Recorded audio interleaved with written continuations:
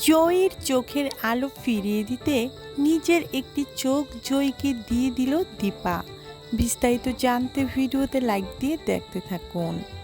বন্ধুরা, অনুরাগের ছোঁয়াতে আমরা সবাই দেখতে পারবো দীপার বারবার মনে পড়ে যায় জয়ীর কথা, কেন তাকে এত আপন মনে হচ্ছে। এদিকে সাক্ষ্যদ্বীপের বাড়িতে অসুস্থ অবস্থায় শুয়ে থাকে দীপা।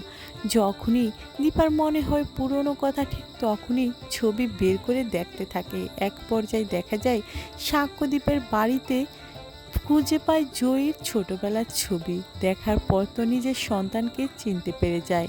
কাউকে বুঝতে দেয় না দীপা। এদিকে বলে, আমার সন্তান এভাবে অন্ধ হয়ে থাকবে না, সেটা কোনোভাবেই হবে না।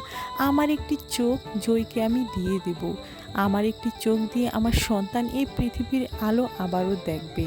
এদিকে জয়ী যখনই জানতে পারে তাকে চোখ দান করেছে আর কেউ না, তার মা দীপা, ঠিক তখনই কান্নায় ভেঙে পড়ে জয়ী।